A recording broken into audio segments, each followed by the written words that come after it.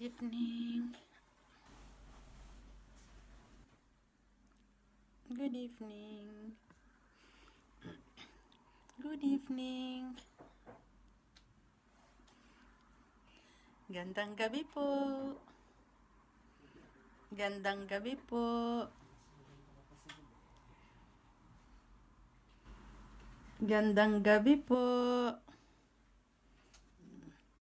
Maulan ba sa village? Sis Berina po.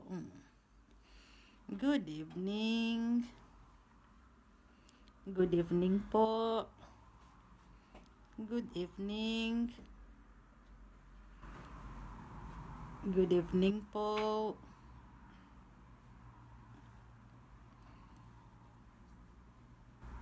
Good evening. Saglit lang po tayo. Good evening po.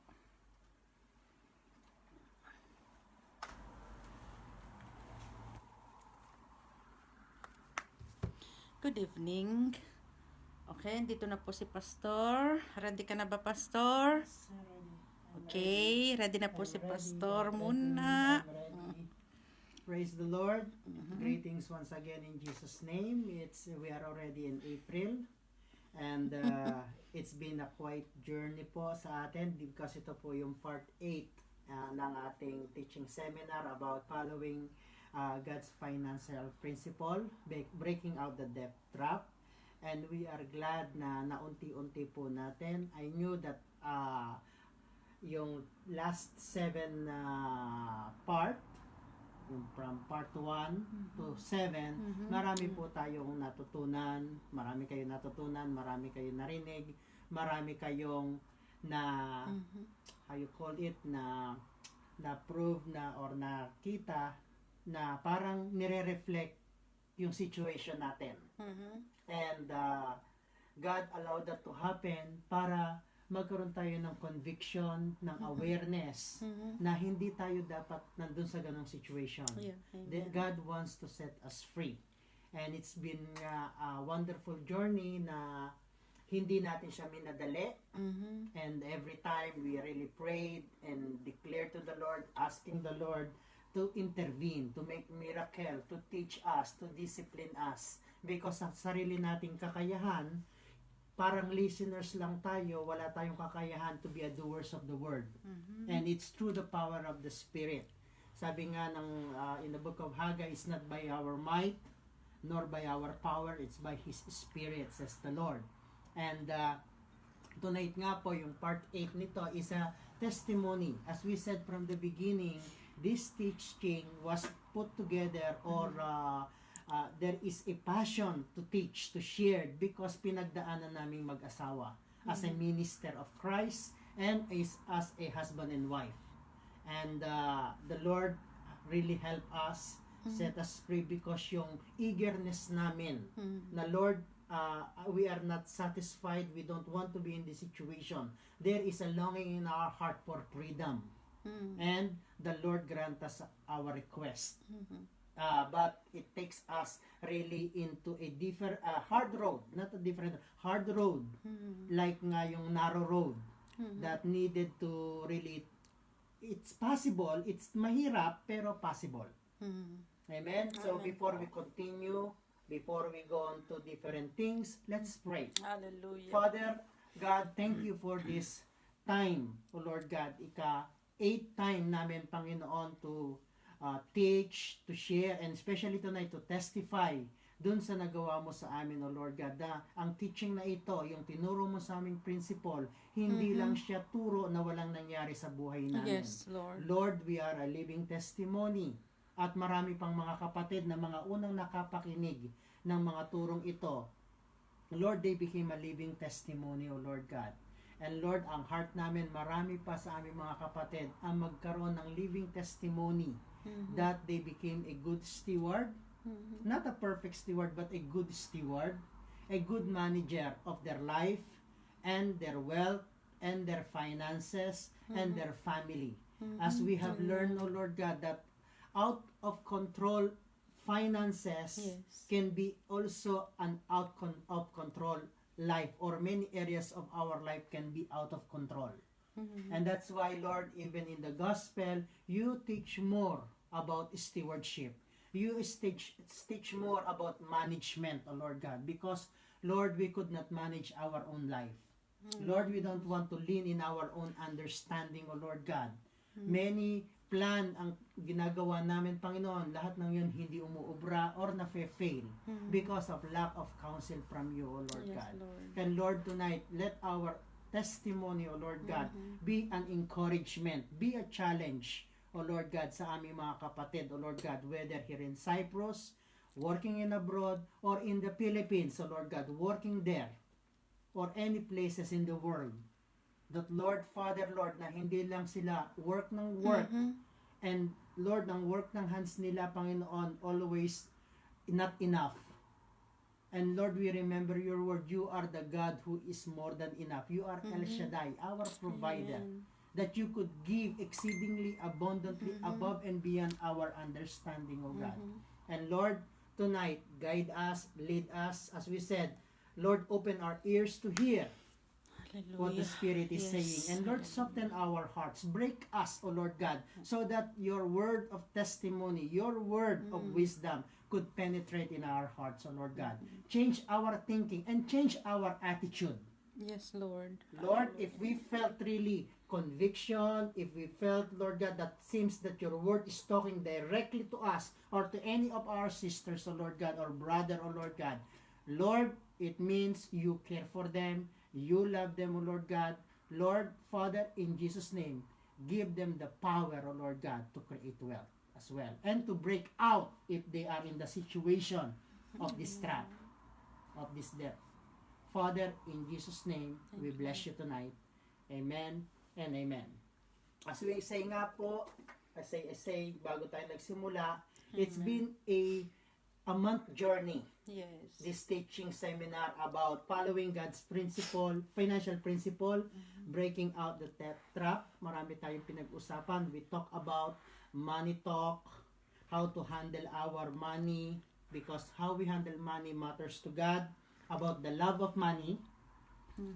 Are you with me? Hello? Yeah. The money in the hand and money in the heart.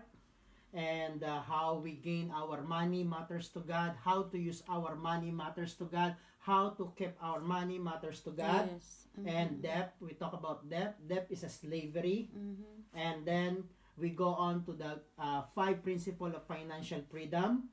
Actually, I was thinking to slowly to put this in a teaching note. Yeah. So that you could able really to check kung makalimutan mo nyo po yung mga kinukot nating verses sa Bible, through that if you remember yung teaching note, PCPMV teaching note, time to time I share that.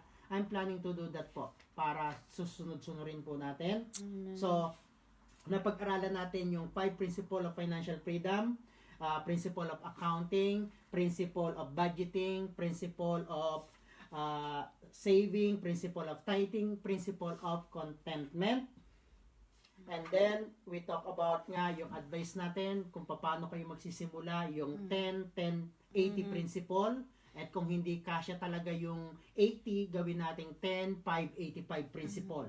Huwag nating mawawalaan ng yung first 10 because it belongs to God, the first and the best. And then, kung yung savings natin hindi kaya ang 10%, put it into 5%. At least there is something na maiiwan at makakep kayo. Okay? And then, the rest goes through yung spending natin. And then, last week po, yung breaking out the debt trap. Medyo fresh pa po yan. That was last Tuesday. Na, yung importante, the beginning is repentance and refocusing to God. Applying the 5 financial principle of freedom, believe in miracles, power of vision, power of confession, and have patience, have faith, and trust God like the life of Job. Now, even though po, medyo may share di Pastor Ray on, time to time, I still trying to read books about finances. Even though I have this teaching, it helps me to find out ano yung revelation ng Panginoon sa mga ibang mga Christian or pastor or minister that they are teaching about also finances. As ang isa nga po, I purposely advise, yun nga sa book natin, yung church. Sa church natin, meron tayo dating library, meron tayong mga books. Ina-advise namin, basahin ninyo yung Siksik, Liglig at Umaapaw. Yes. We started po dun sa mga Pilipino minister na nag-write ng book ng about finances because we could relate more because culturally. Yes. Are you with me po? Yun po yung una. I think yung kasi pong isang book namin dito na ipahiram namin, I'm not sure kung kanino na ipahiram. Ang title po niya, Siksik, Liglig at Umaapaw. Ang author niya is, I think si Ed Lapis. And pag nagbabakasyon po kami sa Pilipinas, time to time I go to National Bookstore, I go to the religion section, and time to time I'm checking books. And isa po yung nakuha ko pa rin isa, Keep Making Money. Ed Lapis din siya. Okay? Ano lang siya? 65 or 68 pesos. Sa National Bookstore. And eto, paborito ni Natasha, ang pera ay hindi bitin. Lagi natin sinasabi, bitin na naman yung sahod, bitin na naman yung income, bitin na naman. Pero dapat sa Christian, ang pera ay hindi bitin. You know bakit paborito ni Natasha ito? Because ang intro niya is this. Okay, hindi ko ipipreach tong book na to. Babasahin ko lang yung intro. Sabi niya, Hoy, ang kapal ng mukha mo, bakit nagwi-withdraw ka ng 500 pesos, wala pang 100 pesos ang pondo mo? Kung pwede lang magsalita ang ATM machine, every time someone tries to withdraw more money than he has in his bank account, yan siguro ang sasabihin sa'yo. Sabi ng ATM, Hoy, ang kapalang mukha mo, magwi-withdraw ka ng 500 pesos, ang laman lang ng ATM mo ay 100 pesos. Bitin yung pera niya sa wini-withdraw niya. Are you with me? Amen. And then recently po, meron tayong mga friends na nag-visit from Philippines. Ito po yung isa sa book na binigay nila sa amin na sa gift. The Debt-Free Lifestyle. Actually, is a really also a wonderful book, and ang writer naman po niya is a foreigner. So time to time, we try to read Yes. to refresh us. Yes. Are you with me? Amen. And then there are also non-Christian book that I've read or someone lent to me, and it's something to do with economy. Hello, are you hearing me? So it's wise time to time to invest or to read in all these things, especially now our time is changing.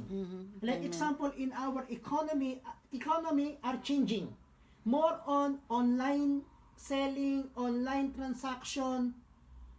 Hello, are you hearing me? Mostly ATM card or PayPal or different avenues ngayon ang economy po. They said also in America, nagko-close na ang mga mall. Means in America, hindi na in ang mall. Ang in na sa kanila is online selling. Like Amazon, like other things. Yeah. So, nag-change ang terms ng economy. Yes. Ang buying and selling, nag-change na. Ang business, way ng pagbi-business, nag-change na. Kaya, time to time, we really needed to be upgraded. Are you with me po? Now, bago ko po ibigay kay Pastora ang pag-share ng testimony, because mas marami siyang testimony, okay, hindi ko na sabihin kung bakit siya ang mas maraming testimony. As we said nga po, yung power ng vision. You know, this bunch of paper, galing to sa office ko, sa where I work. Why it is in the office? Because I spend more time dun sa work. Yes. It's like every day from Monday to Friday, nasa office po ako ng 8 in the morning, or let's say yun ang pasok namin, 8 to 1 o'clock, and then 2:30 to 5:30. Yes. So I spend more time. May trabaho ka man na document or wala, I must be there. So I have a table there, I have a drawer there. So I always have this one. One is in the back part is plan from 2017, because 2016 umuwi kami nag-vacation. Yes. So nakita namin doon yung possibility, ano yung merong pwede kami mag-invest. At in as I said nga po, yung nakamana ako ng lupa since since 2000 pa yung lupang yun na ibinigay na ng grandfather ko sa akin.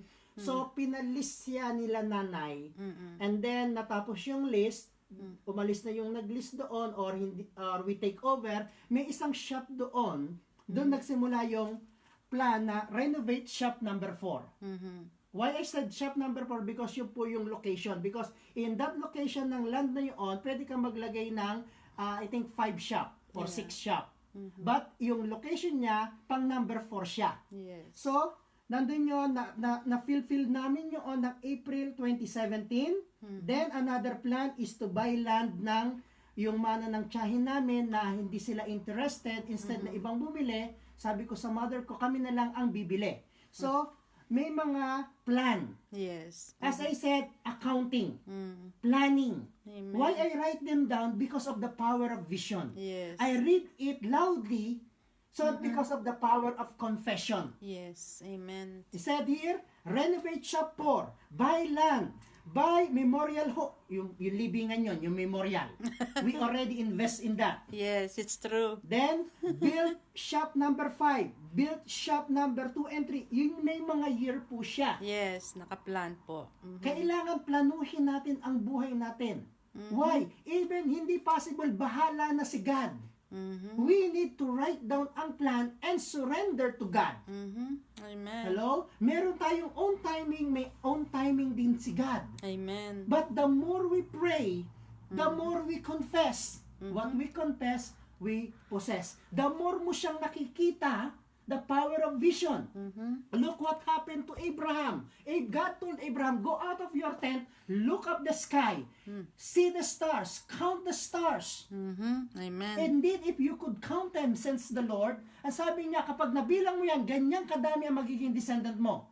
So, every night, hindi siya nag-ML sa tent niya, hindi siya nagba-watch ng YouTube dahil wala pang internet noon. The only way, brothers and sisters, that time kay Abraham is to go outside the tent and look up Mhm. Amen. and see the stars. Every night, nakikita ni Abraham ang stars. Mhm. At pumapatingting sa tenga niya, sabi ng Panginoon, count them. If you could count them, that's the number of your descendants. Yeah. Hello? Are you hearing me? So, kaya ko po sinusulat. Yes. Even before I became a Christian, bago pa ako umalis sa Philippines, may plano na. Mhm. I always have that. Na-lost ko lang yun when I became a Christian. When I give my life to the Lord. But lahat na nakasulat na yun, because in-extend ni Lord ang years ko dito sa Cyprus, Mhm. hello?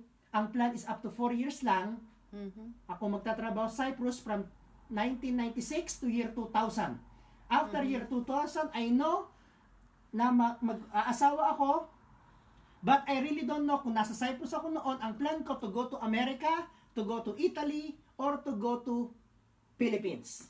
Yun yung tatlo. But when I met the Lord, all these things change. Yes. But, lahat na nakasulat dun sa notebook kong yun, na-fulfill. Nakita ko, nangyari. Yes. Kahit wala ako sa Pilipinas, Amen. nakapagkaroon ng bahay sa Rizal, Mhm. nagkaroon ng chance na nagkaon ang mother and father ko or ang family ng tricycle, nagkaroon ng jeep, partly, nagkaroon ng babuyan, partly, nagkaroon ng mga hayop, partly, nagkaroon ng apartment, or paupahan. Mhm. So, even though, because, sabi ko sa Panginoon, Lord, I surrender this notebook to you, maraming plan, but because you step in, I will follow your plan. Mhm. But, ang faithfulness ng Panginoon, tinupad niya yung pangako niyang promise na makikita ko yun na nangyari. In my lifetime, partly, some, wala na yung jeep, wala na yung tricycle, for a certain reason, but nangyari. Mhm. Dahil faithful si God. Sabi nga, doon ko na-learn yung principle, take care of God's business, and He will take care of your business. Yes. Amen. Are you with me po? It's true. So, meron din po dito, remember yung Ecclesiastes, give portion to 7 and yes to 8. Amen. Nakasulat din dito po sa back, front, kung sa ano yung mga nagiging income, ano yung naging investment. Yes. And as much as we are keep praying to the Lord, Lord, make an open door. Yes. Kaya, isi-share ni Pastora sa inyo, hindi kami much stress now because God teach us to invest. Yes. God teach us to be content. Hello? Amen. Are you hearing me? It's true. Meron peace sa heart namin. And of course, meron kaming faith. We take care of, we said, Lord, we take care of your business, take care of our business.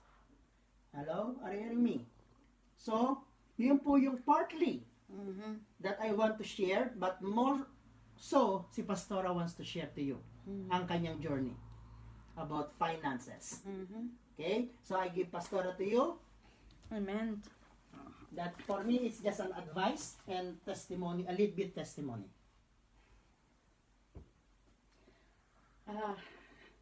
Good evening po. Ito po'y, ako'y mag-testimony based sa seminar po ito. Nung pong una namin napakinggan ito, it was 2004. Itong seminar na ito, pero hindi pa po namin in-apply noon ito. Okay? Sabi ni Pastor sa akin, because he's a man of integrity, he's a man of, honest si Pastor, ang sabi niya sa akin, be sure, sabi niya ganoon sa akin, na ang mga ite-testimony natin accurate. Ilista mo, sabi niya, huwag dadagdagan, huwag babawasan. Tama lang ang isi-shared na testimony. Mag-share po kami ng testimony namin based sa na-experience namin. Yung umutang, nabaon sa utang, na-set free sa utang, bumalik sa utang, then na-set free ulit. So, isi-share ko po sa inyo yan kung paano kami nagkautang, kung paano kami na-set free, at kung paano kami bumalik sa utang. Amen? So, isi-share ko po from the day na napunta ko ng Cyprus because connected yun sa life namin ni Pastor yun. Amen? So, 1995, I came to Cyprus. Ang goal ko, it's for my family. Paaralin ko yung kapatid ko na nag-aaral ng engineering. So, yun ang goal ko for my family, and I was the breadwinner of my family. Habang pinapaaral kong kapatid ko, at the same time, ako pa rin po ang nagpapadala ng mga pagkain sa family ko because nga po we are very poor lang po talaga. Talagang as in, wala kami noon. Kaya nga po nag-abroad ako for my family. Nung nagpunta ako dito, kamamatay lang po ng mother ko noon. So, wala po akong ibang choice kundi talagang mag-abroad for my family. So, 1995 I came. So, ang goal ko, my brother. Then, 1996 nga po, I met, met ko yung mga kapatiran na Kristiyano na sila. And that time, yung mother ng boss ko, doon nagtatrabaho yung isang sister. So, doon kami until July, I gave myself to the Lord.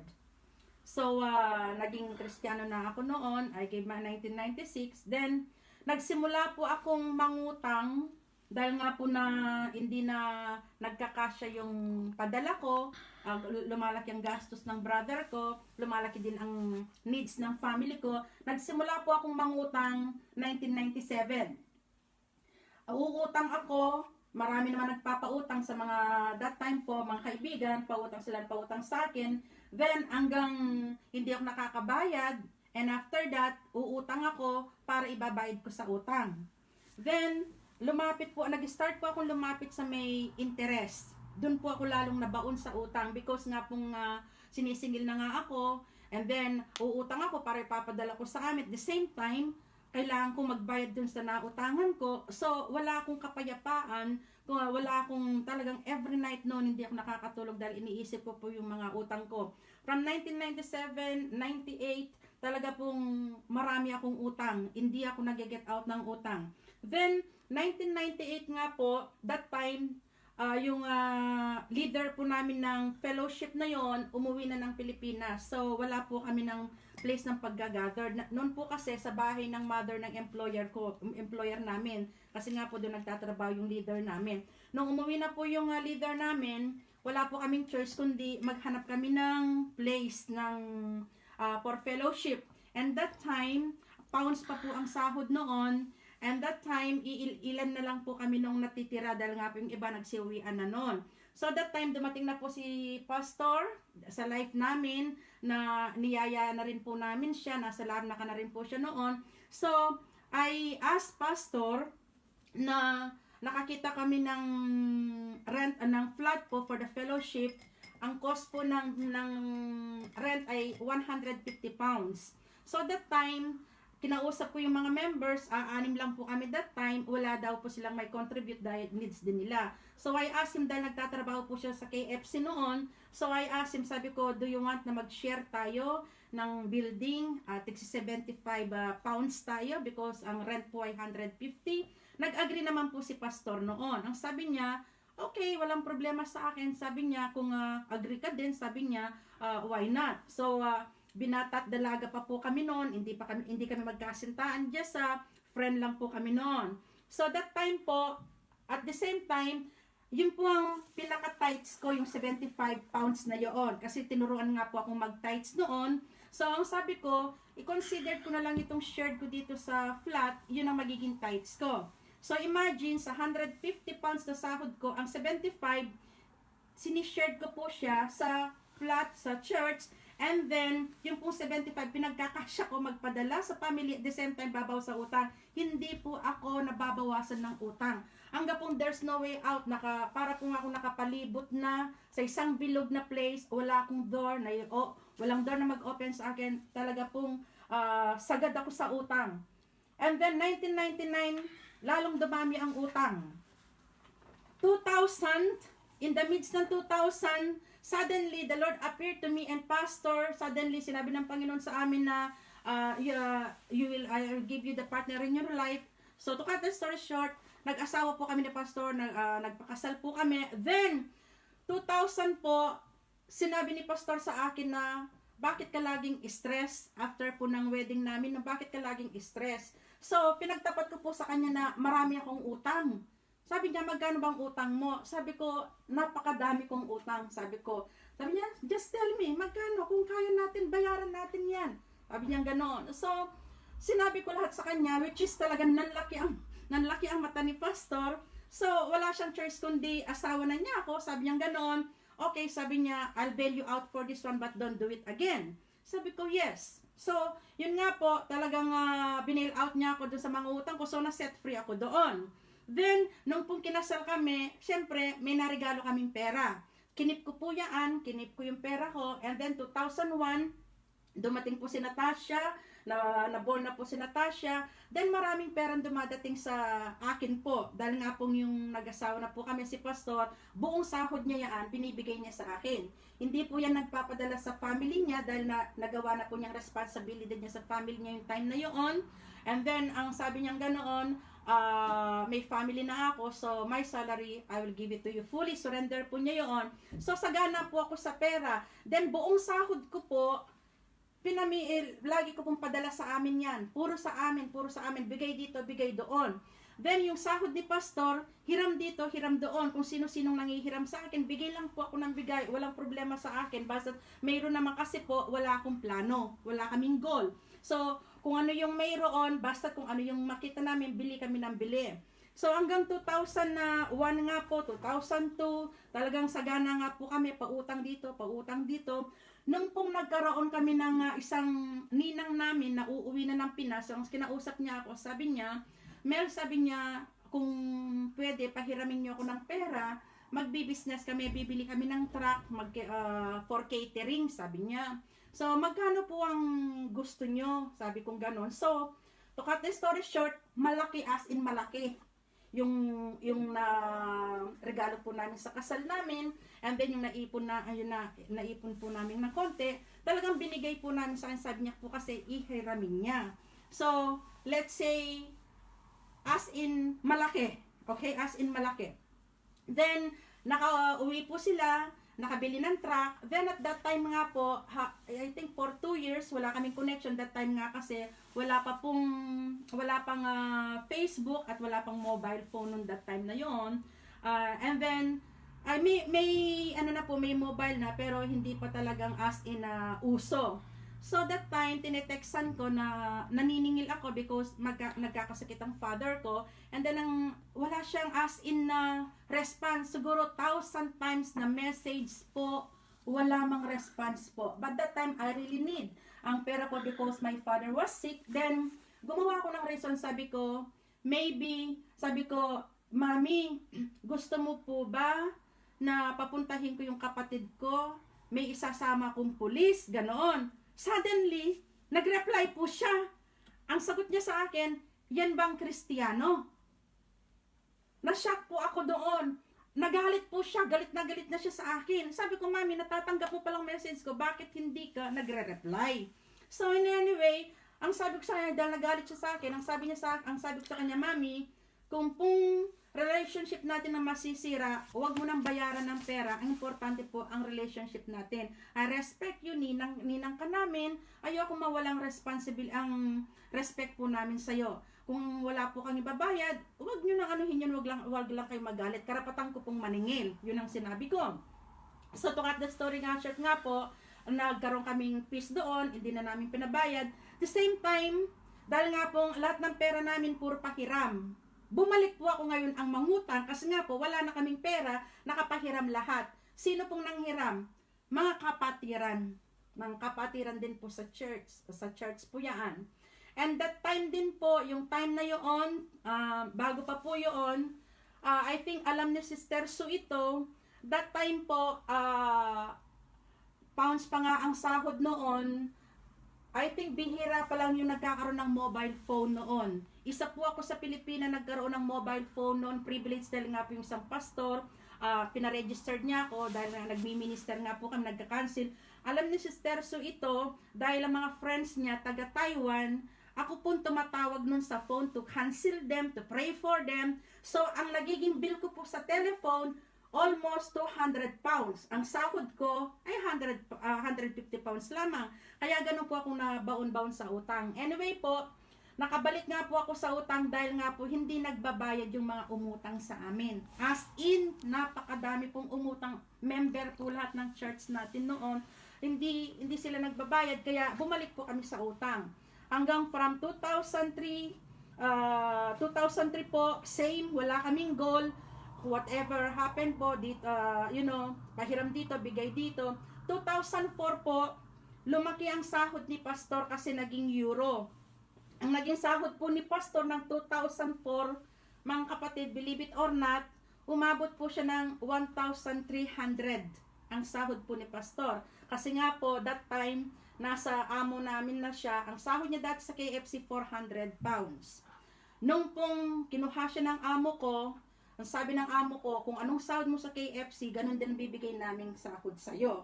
So, nung pong lumipat na si Pastor sa amo namin, talagang tinapatan yung sahod niya talaga sa KFC. So, 2004, lumaki ang sahod niya, naging 1,300 plus my salary. So, marami po kami talagang as-in na pera. So, kaya lang po, dahil wala kaming goal, wala kaming plano, wala kaming pinaglalaanan, bigay, kung sinong lumapit, bigay dito, bigay doon, hanggang 2000, lumalaki na si Natasha, 2009, dito po ako nagkaroon ng open eye, kasi si Natasha lumalaki na siya, 9 years old na noong 2009, suddenly, nakikita niya lahat ng mga sisters lumalapit, iiyak, then like sinasabi, magkano kailangan mo, bibigyan ko yan, then one day, may situations na nangyari, nasa isang shop kami na Natasha, nagpapabili siya ng Barbie. And then, ang sabi ko kay Natasha, we don't have money. So, nagsumbong kay Pastor, and then nagsabi sa akin, doon ko talaga na-realize na, ang sabi ng bata sa akin, bakit pagkadating sa akin walang pera, Mama? Sabi niya, pagka lahat ng lumalapit sa akin, kaya sabi ni Pastor nung nagturo siya, in-example niya si Natasha, Pastora! Laging sinasabi, magkano kailangan mo, sister? Nakita ni Natasha yun. So, nagkaroon ako ng mind na baka balang araw sumbatan ako ni Natasha na sa napupuntang sahod namin, bakit wala kami naipon para sa kanya. So, nagkaroon kami ng idea na I will start saving money. Then, after that nga po, 2010, nagplano kami ni Pastor na magbabakasyon naman ng Pinas ng 2012. So sabi niya, mag-start kang saving. Sabi ko, paano ako makakasave? Marami pa akong utang. Sabi ko, dahil nga po bumalik ako sa utang, dahil nga po yung sa kiram-kiram, hindi sila nagbabayad. So, to cut the story short po, bago po kami nakauwi ng Pilipinas 2012, again, sinet free na naman po kami ni Pastor. Sabi niya, this is the last time na magbabayad ng utang. Wag mo nang gagawin ulit, pamimigay ang pera natin. Once ulit na pinamigay mo, tulong dito, tulong doon, every time may lalapit sa'yo, seek the Lord. Hindi lahat ng umiiyak, bibigyan mo, sabi ni Pastor. Mayroon kang pamilya, sabi niya, kausapin mo rin ang family mo sa Pilipinas, may pamilya ka na, explain mo ito, sabi niya ganon. Ang sabi ko nung kay Pastor, hindi mo kami naintindihan, mahirap lang kami. Ang sabi ni Pastor, hindi, ikaw ang nagtuturo sa kanila maging tamad ang mga kapatid mo dahil ngang every time ikang nilalapitan, sabi niya. Akala ko noon, kinokontrol lang ako ni Pastor. May plano pala siya sa aming family. So, to cut the story short nga po, nakauwi kami ng Pilipinas 2012. After 17 years ko po sa Cyprus, yun pong first time kong uuwi. So, anong expect ng family ko? The longer years na nandito ako, akala nila marami po akong ipon. So, ang ginawa ng isang kapatid ko, dahil alam niyang pauwi ako, nangutang siya ng nangutang, dahil nga daw pong uuwing kapatid niya, na 17 years na uwi, sigurado maraming ipon. Hindi po nila alam yung pinapadala ko, hindi nila alam yung pinapadala ko, pero naging wise po ako, lahat ng resibo mula nung 1995, inipon ko po yun. Yun ang pinresent ko sa kanila nung tanungin nila anong naipon ko. Sabi ko, itong naipon ko, itong resibo at saka si Natasha. Yun ang pinakita ko sa mga kapatid ko. And anyway, nagkautang nga pong kapatid ko. Again, ako rin pong nagbayad ng mga inutangan niya. That time po, So, nung bumalik po kami ng 2012 dito, my sister, doon na po kami nagkaroon ng family meeting. Ito na yung matindi naming discipline. Sabi ni Pastor, ito magbibigay ako ng goal, sabi ni Pastor sa akin, sahod mo, sahod ko, i-ano natin yan, planuhin natin yan. Sabi niya, mag-family meeting tayo, magka-cut off tayo ngayon. Sabi, magkakaroon tayo ng goal. Kasi, mag-high school na si Natasha, sabi niya. And then, after that, magka-college. Kung hindi tayo mag-iipon, anong ipapaaral natin sa bata? Ganon. So, that time po, bago kami mag-declare ng, nag-family meeting po kami, mids ng September po, nagkaroon kami ng plan. Sabi ni Pastor, mag-save tayo. Sabi niya, mag-budget tayo. And then, yung expenses natin, yung kung ano yung pumapasok sa atin. So, nakasaad po lahat yon. Nakasaad dito sa amin. Ang una po namin hindi nakakalimutan, ever since po, dalagat binata pa kami, ang tithes namin. So, kinuwenta namin ang sahod namin ni Pastor, kung ano yung mga pumapasok na pera, kung magkano ang magiging sahod nga po na ang income namin monthly. So, ito po yung mga sahod po namin na papasok na pera, kung ano yung ika-cut off namin. 2012 pagbalik po namin, ang sabi ni Pastor sa amin, mag-cut off tayo. Bawasan natin ang paglabas natin, yung kumakain sa labas, kasi nga po, sagaan na kami nun sa pera, lagi kaming lumalabas, kumakain, ganoon. And then sabi ni Pastor, wag na tayong lalabas ng kakain kung hindi necessary, and then mag-cut off tayo kung hindi necessary ang bibilihin, kung hindi talaga natin na kailangan, wag natin bibilhin. Pero kung needs natin, bibilhin natin, sabi ni Pastor sa akin. Okay, sabi kong ganoon, nagkaroon nga po yung 10, 10, at 80. So, ang ginawa po namin, kinuwenta po namin sahod namin. Nagsimula po kaming mag-cut off 2013. 2013, medyo nabawasan po ang sahod ni Pastor dahil nga po, nagkaroon ng crisis. If you remember, 2013 crisis, nag-cut off po ng salary ng mga Cypriot din. So, nag-cut off po ang sahod ni Pastor, bumagsak po siya in the midst of nagkaroon na lang ng almost 900. So, plus my salary, plus may part-time po ako. Then, nakakwenta po dito ang salary namin from 2013. Ang sahod ni Pastor 2013 naging 820 euro na lang dahil nga po malaking cut off nila. Then, ang sahod ko po 400 euro. Plus, mayroon po akong 200 euro, yung PT ko. Hanggang ngayon, Plus po mayroon kaming 100 euro blessing. Blessings po yun. So, bali, ang pumapasok na pera sa amin ni Pastor, 1,500. 520. So, ang inuuna po namin doon, ang tithes po namin, 115 tithes namin, ang ginagawa po namin ni Pastor, lahat ng sahod niya, yun ang ginagamit namin sa tithes, sa food, allowance ni Natasha, sa petrol, at sa other things po. Pinagkakasya namin ang sahod ni Pastor. Be sure, ang 400 na sahod ko at ang 200 na part-time ko, hindi ko po yan gagalawin dahil nga po nakalaan sa school ni Natasha. So, nagkakaroon lang po kami ng extra. Pag kami nare-receive kaming blessings na 100 euro blessings, yun lang po yung pang-allowance namin. Kung may extra kaming gustong bilhin namin, yun lamang po ang ginagamit namin. Or kung may mag-aas ng help, dun po namin ginagamit yung 100 euro na extra. So again, 820 na sahod ni Pastor, ginagamit po namin sa aming pagkain na budget ng 1 month. And then, yung sa tithes po namin, yung pong sa petrol ni Pastor, at yung other ng bayaran po namin. So, pinagkakasya namin ang 820 euro na sahod ni Pastor. Again, ang 600, nakalaan po yan ng saving para kay Natasha. Kaya po sabi ni Pastor kanina, hindi kami nai-stress. Okay? Ginawa po namin ang principle na yon, sinunod po namin, my sister, nakita po namin from 2013, in the midst of 2016, believe it or not, nakasave po kami ng 500,000 pesos. Kaya ang tanong ni Pastor, saan napunta ang pera noon? Saan napunta ang pera noon? So, ang ginawa po namin, nung pong alam namin nakakasave na kami, lahat ng nakautang sa amin, nag-declare si Pastor, lahat ng umutang sa atin, tell them, cancel all. Set free na sila, hindi na sila magbabayad. Na-shock po ako noon. Are you sure? Did you hear it from God? Sabi kong ganun sa kanya. Yes, sabi niya, cancel all.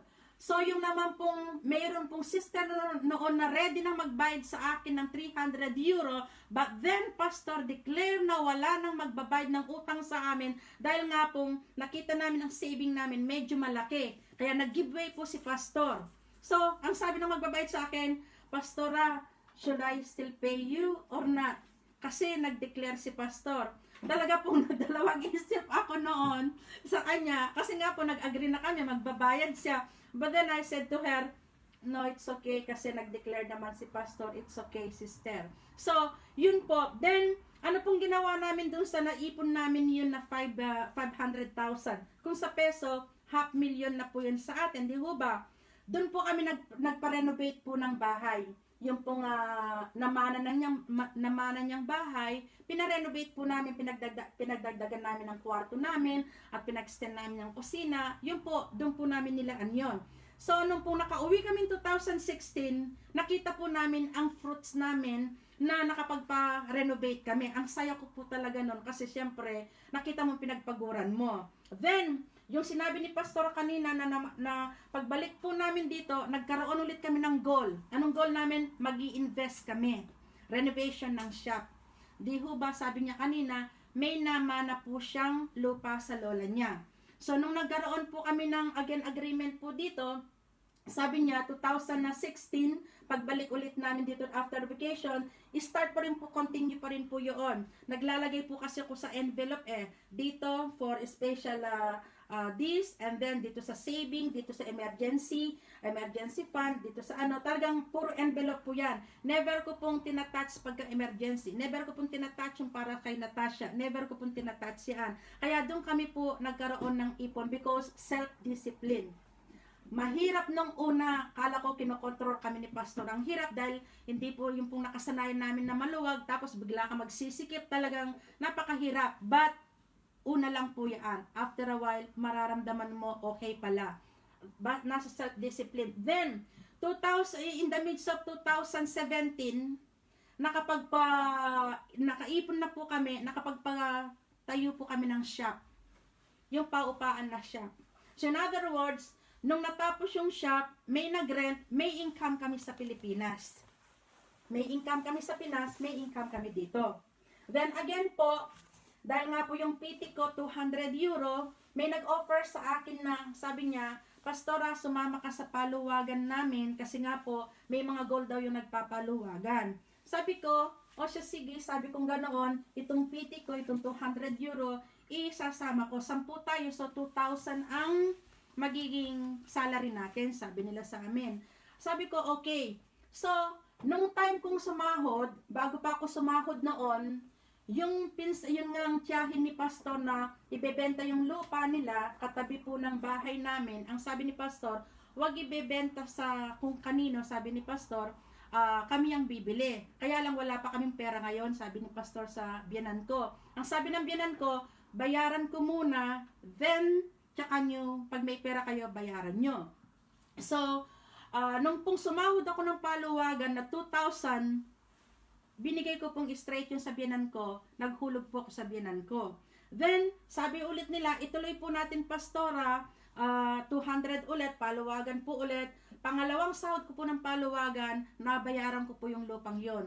Kaya po, masasabi kong proud ako, at saka talagang fruits ko yon dahil galing sa part-time ko po yon.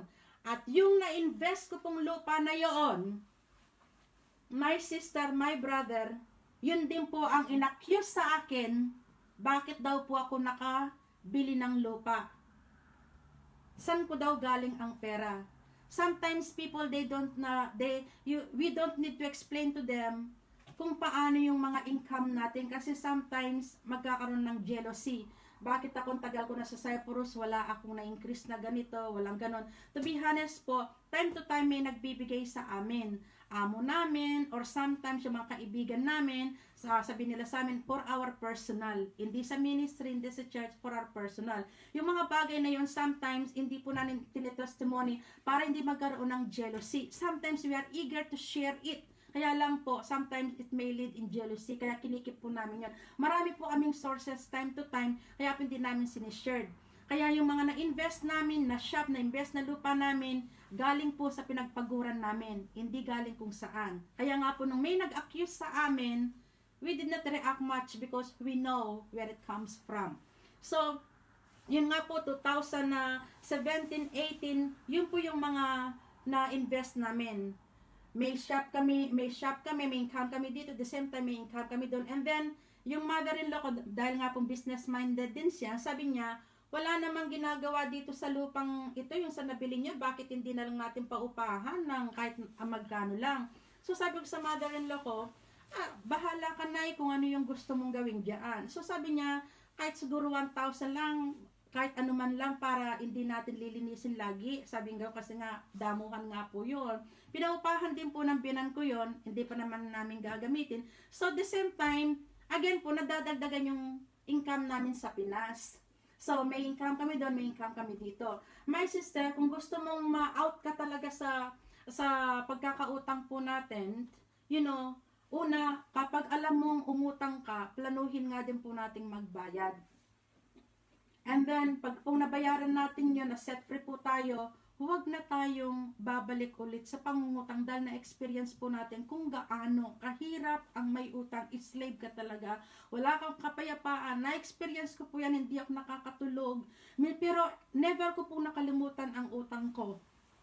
Kahit matagal yan, never kong nakalimutan yan, laging nandito yan sa puso ko, hindi ako minsan nahihiya po ako, pero yung nakautang sa amin, I don't know kung iniisip nila may nautang sila sa amin, kasi ang pong advantage dito, mga pastors naman ang mga yan, kahit umutang, mababait ang mga yan. Kahit po mga pastors tayo, mga Kristiyano tayo, pag umutang, pag utang, utang. Pag bigay, bigay. Hello? Hello po. Ngayon po, pag na-set free na po tayo, may tumulong sa atin, hanggat maaari, do our best, huwag na tayong babalik, same situation. Napakahirap po kapag nandun ka nalugmok tayo sa utang. I myself experienced that. Lalo na noon, pag alam na nilang marami na akong utang, lalapit pa lang ako, parang isasarado na nilang pinto sa akin. Even, malos mo yung friend mo dahil sa utang. Malos ang tiwala mo dahil sa utang. Na-experience ko po lahat ng mga yaan. But by the grace of God, in-out po ako ng Panginoon, in-out po kami ng Panginoon. Actually, hindi si pastor ako po ang talagang nagkaroon ng mismanagement po ako sa finances namin, na mess up ko po. Pag wala kayong plano, hindi kayo magpaplano sa finances niyo, mess up niyo. Pag wala kayong goal, kung ano lang makita niyo, kung bibili ninyo, pero pag may goal kayo, may paglalaanan po talaga kayo. Remember, nakautang ako, nalugmok ako sa utang, na-set free ako, bumalik ako sa utang, na-set free ulit ako, nagtanda ako. Nung pangalawang pa-bail out ni pastor sa akin, nagtanda na po ako. Because I respect him, nahihiya na ako sa kanya, I will not do it again. Kasi po hindi kami nagpapadala sa family niya, puro sa family ko ako nagpapadala. Paaral dito, padala dito, basta't puro family ko po yun. Sahod ko naman po, but still ang sahod niya, yun ang nilalaspag ko. Pinamimigay, talagang as in pinamimigay, word po na gagamit ko pinamimigay kasi lalapit po sa akin, bigyan ko, 100 euro, 200 euro, 300 euro, kanya na yan, hindi ko na kukunin yan. Kaya nga lang po, lahat ng natulungan mo, hindi sila magiging grateful at hindi ka nila ma-appreciate. Doon hindi tayo naghahanap po ng appreciation, but time to time sila pang magmamataas sa'yo pag natulungan mo na. Na-experience ko po lahat ng mga yan, mga kapatid. Kaya ang ma-advise ko lang po sa inyo, kapag pong hindi po tayo pare-pares ng level ng utang. And I know, nangutang kayo, may reason kayo. May reason kayo. Hindi ko po sinasabing bawal ang mangutang dahil ako rin nangutang. Hindi ko po sinasabi, kapag na-out na po kayo doon, iwasan po natin mangutang at maging kontento tayo kung anong meron tayo at pagkakasyahin po natin yun. Natuto po kami ni pastor noon kung anong meron kami pagkakasyahin namin. Kahit gusto namin, sabi nga ni pastor, pag pupunta kami ng shopping mall, kahit gustong-gusto namin, sasabihin namin, bababa ka rin, hindi po kami bibili nun. Kaya po ngayon, ang pera po namin ngayon, my sister, naka-detail po yan. Alam ni pastor kung saan napupuntang pera ko, hindi ko pwedeng bawasan yan. Dahil nga po, pag binawas ko yan, mamemess up ang school ni Natasha. Kasi po, dapat every time po, pag may first sem si Natasha, kailangan may 3,500 ako. Second sem, another may 3,500 dapat ako. Kasi nga po, ang school year ni Natasha, almost 7,000. Kaya dapat, naka-maintain niya ang sahod ko. Kaya yung 600, yung 400 and 200 na part-time ko, nakalaan po kay Natasha yan. Yung 100 blessing na nare-receive namin, yan lang pong allowance naming family na extra sa amin yon. Kasi ang sahod ni pastor, nakalaan naman sa food namin yan, sa petrol, sa allowance ni Natasha, at sa other things pa po nang binabayaran namin. So wala po kaming extravagant na ginagamit, kaya nga lang po ngayon, masaya kami, peaceful kami, dahil alam namin wala po kaming utang. Hindi ko po sinasabi doon sa may mga utang, hindi ko po kayo minamaliit dahil nandun nga rin po ako. Kaya nga lang, since nandyan na po kayo, do your best, seek the Lord for it, ask the Lord to help you, find out, the Lord will make a way for you, i-out ka niya dyan, because God is willing to help you anyway. Basta't magkaroon ka lang ng true repentance sa heart mo na, God, if you will take me out from this, I will not do it again. The Lord will help you. That's what I did. I cry out sa Panginoon, Lord, this is the second chance that you gave me, God. This time, Lord, if you will bail me out once again in here, God, I will never do it again, Lord. I will follow your ways, God, not my ways. That's what I did po. Kinontrol ko yung sarili ko because walang problem kay pastor, ako pong may problem. Kaya ang sabi ni pastor, kulang na lang, pati kami, hindi mo kami pamigay. Kasi po talagang nakikita nila bigay dito, bigay dito. Even kahit sino pong pumunta sa amin, masipriot man, may English man, alimbawa, mag-dinner sila sa amin dito. Kung anong meron ako sa fridge po, ipadala ko sa kanila yan. Kaya pag kami bisita na kami si Pastor at Natasha, magtitinginan na yan po. Ayan na, meron tayo kung ano naman padadala niyan. Ganyan po ako, mga kapatid. Pero minsan, hindi rin po tama yun. Kasi some other will take advantage of us. Marami pong nag-take advantage sa amin. 2 times po nag-declare si pastor na cancel ang utang. Noong pa pong nasa old building kami noon, nag-declare ulit si pastor noon dahil ang dami po talaga, as in, dineclare niya. And then, nung po nakalipat na rin po kami dito sa bagong church nga po natin dito, yung pinupuntahan po natin, then, nag-declare ulit si Pastor. Second declaration po ni Pastor, pinakancel ang mga utang. Kaya ngayon, sabi ni Pastor, pinakancel natin lahat, huwag ka nang magpautang. It's about time for our family. Kaya ngayon po, pag may lalapit sa akin, kahit masakit sa akin dahil hindi po ako sanay magsabi ng no, napakasakit magsabi ng no. Nagsasabi ako ngayon, sister, wala akong maitutulong, wala akong mapapahiram ngayon. I can only pray for you. Hindi masama po yun na magsabi ng totoo. And also, sinunod ko pong advice ni Pastor sa akin, kinausap kong family ko, nagawa ko ng lahat sa inyo, pinaaral ko na kayo, mga pamangking ko, pinagawa ko na yung bahay sa yung old house namin. Sabi ko, it's about time my family.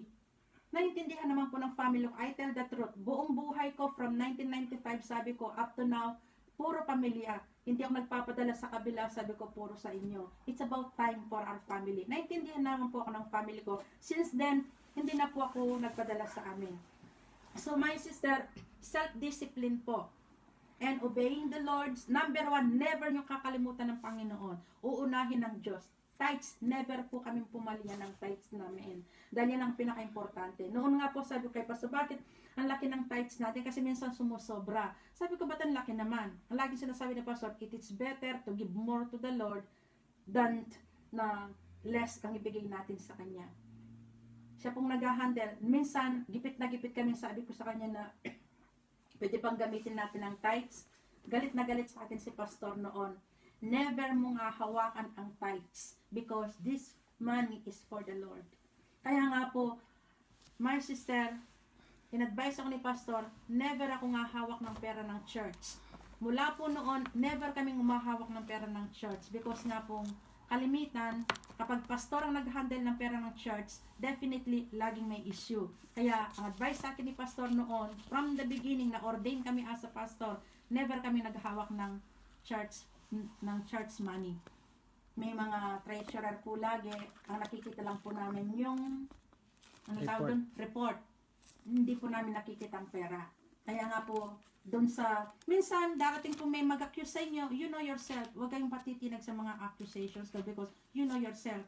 Kung accuse man kayo sa pera ng church, hindi kayong umahawak ng pera, so don't bother with that po. Amen? So, again po, na-out po ako sa utang by the grace of God. Okay? Merciful ang Diyos sa akin dahil nga po ng pinaulit-ulit kong ginawa and yet God loves me. Pinatawad ako ng paulit-ulit ng Panginoon. Nung pong pangatlo na hindi ko na po ginawa yun. Naging obedient na po ako sa Panginoon. Tiniis ko, naging kontento po ako.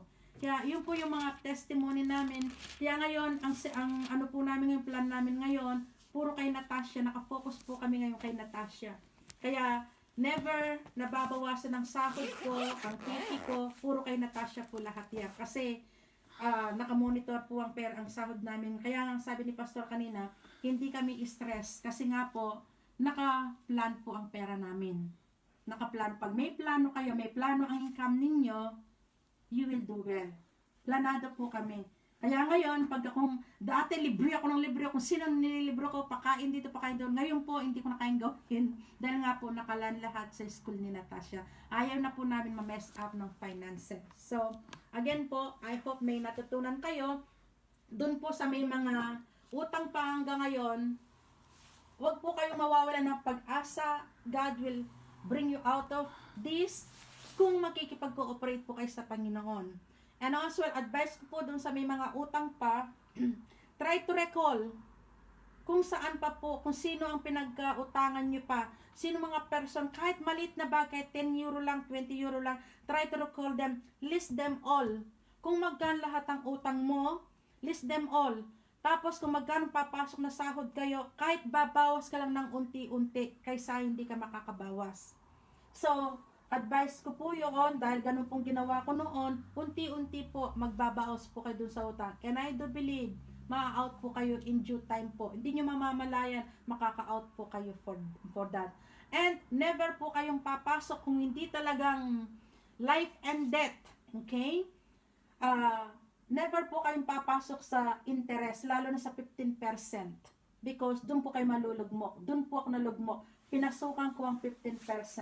Doon po ako lumaki ng lumaki kasi ang binabayaran ko lang yung interest. Hindi ko na babayaran yung pong capital noon. Doon po ako talaga na ano. Kaya I thank God, binigay niya si pastor sa akin at siyang ginamit niya para sa akin para ma-out po ako for that. And I know, kung may binigay, may ginamit ang Panginoon para sa akin, may gagamitin po ang Diyos para sa inyo para ma-out kayo for that. But, when God out to you for that, huwag niyo na pong uulitin maibalik for dahil napakahirap po mga kapatid. Amen? So, yun lang pong mai-share ko sa inyo. Kaya po ngayon kung nakikita niyo po kami ngayon na medyo peaceful, wala na set free po kami at saka kontento po kami kung anong meron po kami ngayon. Enough lang po ang sahod namin. So, alam niyo na po income namin ngayon. Ang Saudi pastor, 820. Dati, 1,300. Kaya, saan napuntang mga pera namin? Bigay dito, bigay doon. Bili dito, bili doon po. Hindi rin po pala magandang mabait na dahil Kristiyano tayo. No, it's not about wag natin gamitin pagka-Kristiyano natin na para sabihin nila tayong mabait. Doesn't matter. Sabihin nila tayong kuripot. Meron tayong pinaglalaanan. Amen? So, 820 Saudi pastor, 400 na sahod ko, 200 ng PT namin, yan nakalaan yon. Kung mayroon kaming extra na blessing ng 100, yun ay para extra allowance lang po namin yon. Amen? Kaya sagad po ang finances namin. Ang bali income po namin ngayon na pumapasok, yung pong nasa Pinas, yung shop po namin na nagre-rent, tsaka po yung doon po yung income namin sa Pinas, yung investment po namin doon. Then may goal pa nga po kami after kay Natasha, another shop na naman po. Kasi ang shop, kung gusto nyo mag-invest, better pong lupa. Kasi ang lupa, na-upgrade po ang value niya. So, yun po ang mai-share po namin sa inyo. From 2015 up to now po, yun po yung mga financial, po namin. Pumasok po ako sa financial trap po talaga. Napakahirap mga kapatid. Sakit sa ulo po. Wala kang peace of mind. Ngayon po, may peace of mind na po kami because 2013 totally set free po kami ng utang. Ang sabi nga bilang Kristiyano tayo, dapat hindi na tayong umuutang. Dapat tayo na ang nagpapahiram. Amen? So, kung po may natutunan kayo sa testimony namin, apply niyo po. Kung wala naman po, it's okay. Amen? So, at doon po sa turo pong ito ng financial seminar, wag po kayong ma-offend kung may mga naitackle tayong sensitive issue. Necessary po yun. Be glad po and be blessed kasi nga po, nagkaroon kami ng boldness to share. Hindi po para patamaan kayo dahil ginagawa nyo ito, nagpapa-percent man kayo, may utang man kayo, hindi po namin kayo pinapatamaan. We are just telling the truth lang po. Seminar lang po ito. It's up to you. You will receive the teaching or not. It's up to you po. Amen? So, thank you po and God bless you all. May paalala po sa announcement po. Ito pong start po sa Saturday and Sunday. Magkakaroon na po tayo ng 3 messages. 3 messages na po tayo, hindi na po 2. So, dumami na po ang oras natin. So, I do believe and I hope na haba na po yung time natin sa church. Magagawa po natin ang normal service po natin. Doon po sa mga makakalabas. Amen? Reminder, Saturday and Sunday lang po ang 3 messages allowed. Hindi po Monday to Sunday. Okay? So, thank you and God bless you. Let's pray po. Amen? Hallelujah, God. Muli, Panginoon, nagpapasalamat po kami, O Diyos, sa gabing ito. Lord, salamat po, Panginoon, sa pagkakataon ito na binigyan mo kami, O Diyos, na may shared ang naging experience namin, Panginoon, kung paano kami pumasok sa utang, nabaon sa utang, na set free, Lord, and again, bumalik, and yet set free mo ulit kami, Panginoon. Lord, salamat nga po, Panginoon, na sumunod kami dun sa discipline mo. Lord, as nagkaroon kami ng obedience sa iyo, Panginoon. Lord, the secret of it, O God, hallelujah, is to honor you with our finances, Panginoon. Lord, salamat po, Panginoon, at kung sino man po, O Diyos, ang aking mga kapatiran ngayon, maging sa mga nanonood at manonood, Panginoon, kung sino po sa kanila, Panginoon, ang nasa situations, Lord, ng pagkakautang, Panginoon. Lord, I know and I believe in the perfect timing, Lord, ilalabas mo sila doon sa situations na yung, Panginoon, tulad ng ginawa mo sa amin, Panginoon. Lord, kung nagawa mo sa amin, kaya mo rin gawin sa kanila, yes, Panginoon, O God. Naniniwala po kami, O Diyos, nakikilos ka rin sa kanila, Panginoon. Gagabayan mo rin po sila kung paano mo kami tuniruan, kung paano mo kami ginabayan, Panginoon, O God. Ganon din po, O Diyos, ang gagawin mo sa kanila, Panginoon. Lord, ang desire po namin sa kanila, Panginoon, that they will set free in their finances and breakthrough in their finances, Panginoon. Ang hangarin po namin, Panginoon, to see them blessed, Panginoon. Ang pinagpapaguran nila, Panginoon, magkaroon ng halaga, Panginoon, at makikita nila bilang araw ang kanilang pinagpaguran, Panginoon. Lord, naniniwala po kami, Panginoon. Isa-isa po sila, Panginoon, isa-set free, Panginoon. Lord, naniniwala po kami, Panginoon, nakikilos ka sa buhay ng bawat isa, Panginoon.